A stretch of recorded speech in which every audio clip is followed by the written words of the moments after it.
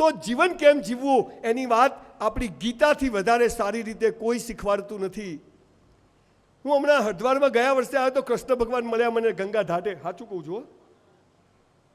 મેં કૃષ્ણ ભગવાનને કીધું આ વડીલો આવે છે કોઈ હસતું નથી, કોઈ મજામાં નથી, જેને જુઓ બધા મોઢું ખેંચેલું, જીવનમાં મજા નથી, અમાર તો નસીબ, આવું કેમ?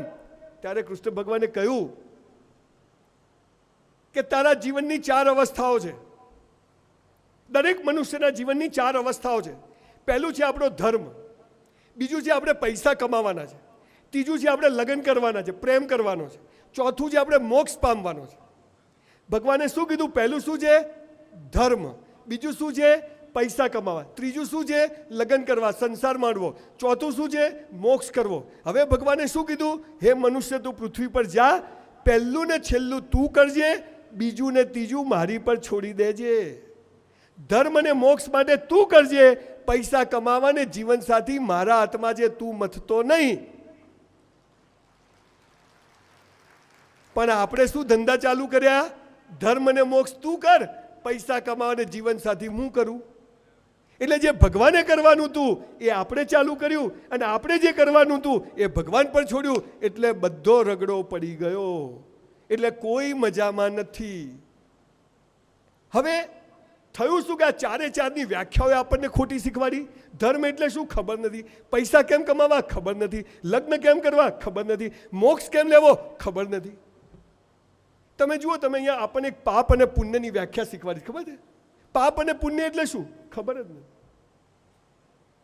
તમે બધા અહીંયા આવ્યા છો, હું હાલ બધા કપલને જોઉં છું તો એમ મને એટલી ખુશી થાય છે ને, જ્યારે લગ્ન કરીને ફરવા નીકળ્યા હોય ને કાશ્મીરમાં, ડોસી ડોસાનો હાથ પકડી લે, કાકો કાકીને લી હે, આવું કદી ઘેર કર્યું નહીં હોય, હે ને? આમ એવા 2 જણા હાથમાં હાથ પકડીને હે રે. હું તો કેટલાના વિડીયો ઉતારતો હતો, છાના છાના. હો,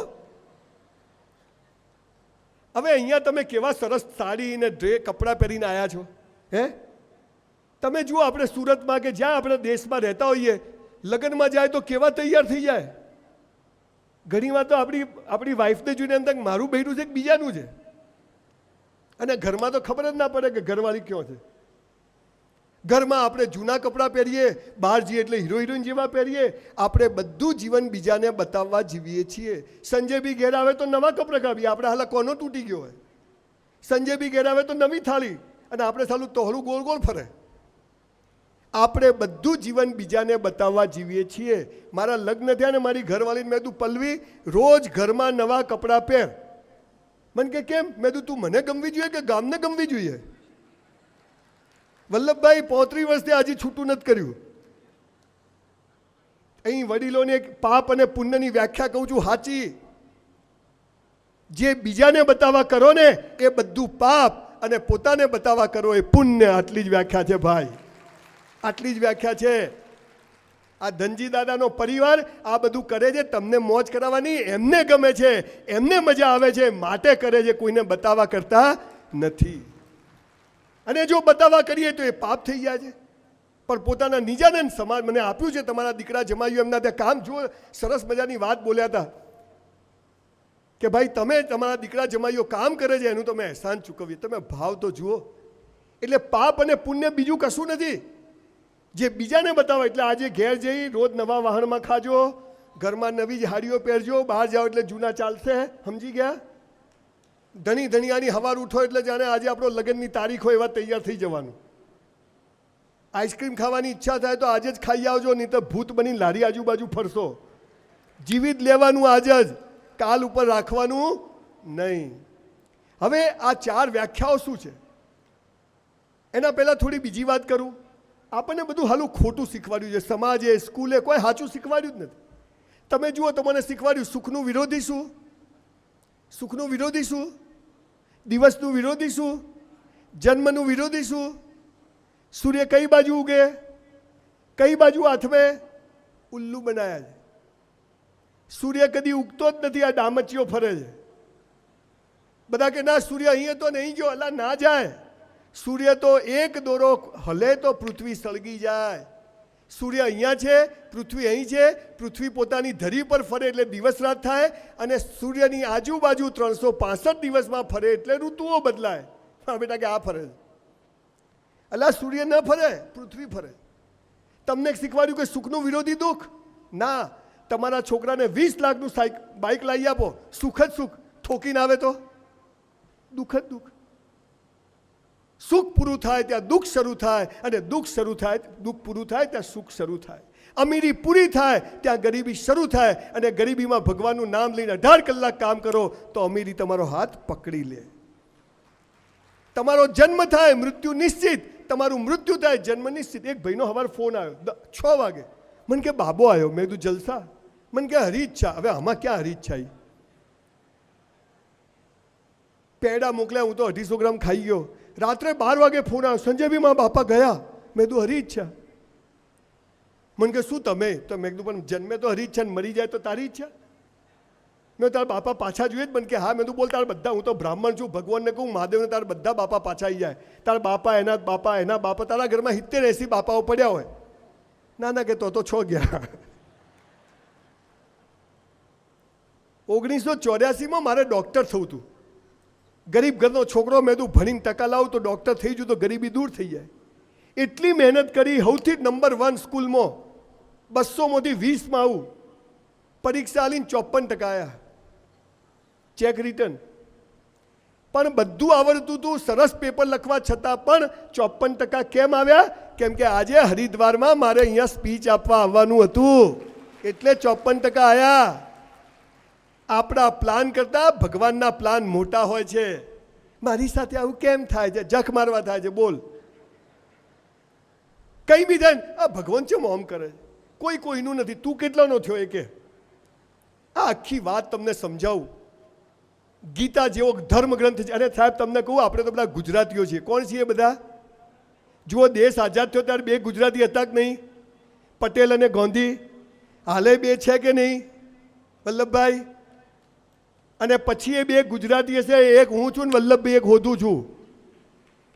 આ પાવરવાળો ગુજરાતી હોય, રણમાં રેત વેચી આવે અને દરિયામાં પાણી વેચી આવે, એ દિવેલ પીધેલો ફરે નહીં.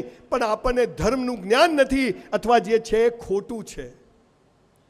પહેલી અવસ્થા છે ધર્મ. ધર્મ એટલે શું? પૂજાપાઠ, દીવા અગરબત્તી એ તો છે, એ તો ક્રિયાઓ છે. પણ ધર્મ શું છે આપણને ખબર જ નહીં. ધર્મ સમગ્ર મનુષ્ય જાતનો એક જ હોય. બધી કીડીઓ એક જેવી, બધી મકોડા એક જેવા, બધી માછલીઓ એક જેવી, બધા વંદા એક જેવા, બધા હાથી એક જેવા, એમ બધા મનુષ્ય એક જેવા. તો મનુષ્યનો ધર્મ પણ એક જેવો હોય. અને આ ધર્મ શું છે એ સમજ નથી, એટલે આપણે ખોટા રવાડે ચડ્યા છે. પહેલો ધર્મ શું છે ખબર છે મનુષ્યનો? જે કૃષ્ણ ભગવાને કીધો છે. પહેલો ધર્મ છે ભગવાન પાસે કશું માગવું નહીં, કાઉન્સમાં એ આપશે પણ નહીં. પેલો ભિખારી મંદિરની બહાર ભીખ માગે, આપણે મંદિરની મૂળ તો બધા. પેલો તો હારો કહેવાય, આપો બેન, અને આપણે તો મોયજીન બમ બમ બોલે. એ મહાદેવ ત્યાંથી છો ને તા બાપાને બધી ખબર છે ત્યાં હું ધંધા કર્યા છે. ભગવાન પાસે જવાનું, સોરી ને થેન્ક યુ કહેવા જવાનું. આજે ગંગા ઘાટે જઈને કહેવાનું, માં મૈયા તારો આભાર કે તે અમને આવો સરસ ચાન્સ આપ્યો, અહીંયા દર્શન કરવા આવવાનો તારો આભાર. પૈસા માગશો નહીં, નહીં મળે. બેંકમાં 100 રૂપિયા જમા હોય તો 100 રૂપિયા જ ઉપાડવા મળે, 200 રૂપિયા મળે નહીં. બાપા મેનેજર હોય ને તોય ચેક રિટર્ન આવે. પહેલાં જમા તો કરાવો. અરે હું કાલે ફરતો હતો રાતે, અને એક બા રોટલા બનાવતા હતા. એ બા ઊભા નહોતા રહી શકતા, બેહી નહોતા શકતા, અને એ બા તમારા માટે રોટલા બનાવતા હતા. અમને જીવતા મોક્ષ મળી જવાનો છે બોસ. આ કરોડપતિ બાઈ છે. બીજા 6-7 બાઈઓ બધા ઊંધું ઘાલીને પરસેવે રેબ જેબ લકડા નાખીને. સાહેબ આપણને ખબર જ નથી જીવન શું છે. પહેલો ધર્મ છે ભગવાન પાસે કશું માગવું. એ થોડી વાર પાણી બંધ કરી દો ને ભાઈ, હમણાં થોડી વાર બંધ કરી દો ને. મારે ગોખેલું ભૂલી જવા હે, બધું ગોખીને આવ્યો છું ઘેરથી. તુલસીભાઈ વાળું બાજુ રવડાડે ચડી જાય પાછું. થોડી વાર ખમી ખાજો, પાણી પીધા વગર કોઈ મરી નહીં જાય, હે ને? એટલે ભગવાન પાસે સોરી ને થેન્ક યુ કહેવા જેવું. ભગવાન ભૂલ થઈ ગઈ, ભગવાન જવું, પણ સોરી ને થેન્ક યુ માગવા જવું નહીં, ભિખારી બનવું નહીં. આપણે મંદિરમાં જઈએ એટલે ભગવાન શું કહે ખબર? એ ભિખારી આવ્યો, હમણાં માગશે. જવાનું, આવી ગયો છું. તે જન્મ આપ્યો, કોઈ ખોર ખાપર નથી આલી, તારો આભાર. દીકરો હારી પેઢીમાં નોકરી કરે છે, લોકોને કામ ધંધો નથી, તારો આભાર. 2 જોડી હારા લુગડા આલ્યા, તારો આભાર. ભિખારી બનીને ભગવાનને શહેનશાહો ગમે છે. આપણા ઘેર ભિખારી આવે આપણે શું કે હે હે હે, અને કોઈ પૈસાદાર આવે હા હા હા આવો આવો, એમ ભગવાન પાસે ખુશ થઈ જઈએ ને તો ભગવાન ખુશ થઈ જાય. પણ દિવેલ પીધેલા જઈએ એટલે ભગવાન કહે. એક ભાઈ મારી પાસે આવ્યા, મને કે તમને ભગવાને આટલા રૂપિયા આલ્યા, અમને કોઈ આલ્યું નહીં. મેં તારે શું જોઈએ? મને કે 5 લાખ રૂપિયા. મેં તો એક કિડની વેચી માર, 5 લાખ રૂપિયા સાલા મોય 10 લાખની એફડીઓ પડી છે. તું ભિખારી એક ઓખ વેચી મારવાની 2 લાખ. આ 2 કરોડનું શરીર આપ્યું હોય અને આપણે દિવેલ પીધેલા રહીએ તો ભગવાન બીજી વાર માણસ બનાવે આપણને? આ મોજમાં રહેવાનું. ઈશ્વર તારો આ પહેલો ધર્મ છે, ભગવાન પાસે માગવું નહીં. પણ આપણે તો એટલા હરામી થઈ ગયા છીએ કે જેને આપણને બનાવ્યા એને આપણે રોજ બનાવીએ છીએ. પછી ભગવાન કે ચાલ આવી જા. સાહેબ દાંત આપ્યા ને તો ચાવવાનું આપશે. જુઓ ભગવાન કેવો છે. આપણો જન્મ થઈ જાય ને માના આંચલમાં દૂધ આવી જાય ઓટોમેટિક. થોડા મોટા થઈએ દાંત આવી જાય, ખેંચવા પડે પકડથી આવી જાય. થોડા મોટા થઈએ કોઈ સ્કૂલો બનાવી હોય, થોડા મોટા થઈએ આવી હરિકૃષ્ણ જેવી કોઈ કંપની હોય, આપણા છોકરાને નોકરી ધંધો મળી જાય. થોડા મોટા થઈએ લગ્ન એ થઈ જાય, કોઈ મોઢા રહેતા નથી, એને લાલીઓ આવી જાય. અને એક દિવસ મરી જઈએ તો શમશાનમાં લકડાઈ કાપેલા તૈયાર, આવો ભગવાન છે. બોલો દિવેલ પીધેલા ફરવાનું થાય છે? એટલે હિંમતભાઈએ બહુ સરસ વાત કરી કે આજે અહીંયા મૂકીને જજો ભીખ માગવાનું. રોજ આભાર, ઈશ્વર તારો આભાર. જ્યાં મંદિરમાં જાઓ માતાજી તારો આભાર, સ્વામિનારાયણ ભગવાન તારો આભાર. બસ આભાર વ્યક્ત કરો. અને કંઈ ભૂલ થઈ જાય તો સોરી કહી દો. આ પહેલો ધર્મ છે સુખી થવાનો, જે ભગવાને કીધું તારે કરવાનું છે. બોલો આ ધર્મ આપણા હાથમાં ભગવાનના હાથમાં? બીજો ધર્મ, જે કરો તે બેસ્ટ કરો. જે કરો તમે જુઓ પ્રસંગ કર્યો જ્યારે છોકરાને લગ્ન હોય, હે નીચે કાર્પેટ બાર્પેટ નીચે પથરા હતા ના લગાવ્યું ના ચાલે, હે પણ કે ના કોઈ લપસી ના જાય, ગરબા ગાતા ગાતા બધું સરસ, ખુરશી પર કવર, જમવાનું સરસ, આ બાજુ સવારે મંડપ સરસ, બધું તમને બપોરે રમત રમાડવાની, સાંજે મોજ આરતી, બધું બેસ્ટ. જમવા બેસો દાળ ભાત શાક રોટલી મીઠાઈ, સવારે નાસ્તામાં ખાખરો, બધું રેડી. જે કરો તે બેસ્ટ કરો. એટલે તમારે આજથી નક્કી કરવાનું, સવારે ઉઠ્યા કરાગ્રે વસતે લક્ષ્મી કર મૂલે સરસ્વતી. હે ઈશ્વર તારો આભાર. હે કુદાર ભગવાનને સવારે થેન્ક યુ કીધું? એમાં શું વળી? ઉઠાડ્યા. અરે કહો કેટલાય નહીં ઉઠતા કે માતાજી ભગવાન તે ઉઠાડી દીધા. જે કરો તે બેસ્ટ કરો. સવારે 9 વાગ્યાનો ટાઈમ હોય, 8:45 અહીંયા આવી જવાનું.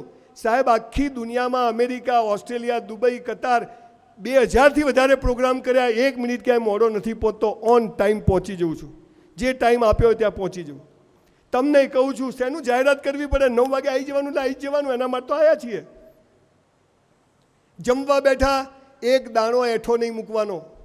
અન્ન તો દેવતા છે, તાકાતો એટલું ખાવ. આ તો આખી થાળી ભર્યો. આવા દો. લગ્નમાં જાય ને ભજીયા ખાય, કઢી ખાય, બાસુંદી ખાય, છાશ પીએ, આઈસ્ક્રીમ ખાય ને પછી કે ગેસ થઈ ગયો. હાલા બાટલો થઈ જશે. એટલે 500 રૂપિયામાં કેટલું ખવાય? એક દાણો એઠો મૂકવો નહીં. તમે જે એઠું મૂકો છો ને, કોઈ ગરીબની છોડીના લગ્ન થઈ જાય. એક દાણો એઠો મૂકવો નહીં. જે કરો તે બેસ્ટ કરો. પિક્ચર જોવા જાઓ, મજા કરવાની. બાજુવાળો કે ચૂપ રહે, કે તું ચૂપ રહે કે માર ખાહે. ભાઈ પૈસા આલ્યા છે. એક હોટલમાં હું વેઇટરની નોકરી કરતો તો 400 રૂપિયામાં બ્રાહ્મણનો છોકરો જો સંડાસ બાથરૂમ સાફ કરતો, ચાદરો પાથરતો. મારી બાઈ કહેતી કે આપણા બાપની પેટી સમજીને કામ બેસ્ટ કરવાનું. હું 400 રૂપિયામાં 4000નું કામ કરતો. બોલો એ 3600 રૂપિયા ભગવાનના ત્યાં જમા થાય કે ના થાય? એ 400માં 4000નું કામ કર્યું ને. મારી હાથેવાળા હજુ વેઇટર છે ને, મારી અત્યારે અમદાવાદમાં સિંધુ ભવન રોડ પર નંબર 1 હોટલ છે. અત્યારે લાઈન લાગે છે. ગૌતમભાઈ અદાણી ત્યાં જમવા આવે છે મારી હોટલ પર. જે કરો તે બેસ્ટ કરો. તમારા દીકરાને જમાઈને કહેજો 40,000 પગાર હોય ને તો 80,000નું કામ કરવું. 40,000માં જે કરો ને તે તો મજૂરી છે. 40,000નું વળતર છે, પણ 40,000 ઉપર જે કરો એ તમારું જમા થાય છે ને, ભગવાન એનો બદલો આપે છે. તમને કહું છું, अगर आपको ये वीडियो पसंद आया है तो चैनल को सब्सक्राइब करना ना भूले और साथ में बेल आइकॉन भी, ताकि नए वीडियो की नोटिफिकेशन आपको तुरंत मिलती रहे. हमारे फेसबुक पेज को लाइक करें और इंस्टाग्राम पेज को फॉलो करें और सोशल मीडिया से जुड़े, ताकि आने वाले सभी प्रोग्राम की माहिती और बहुत कुछ आप तक पहुंचता रहे।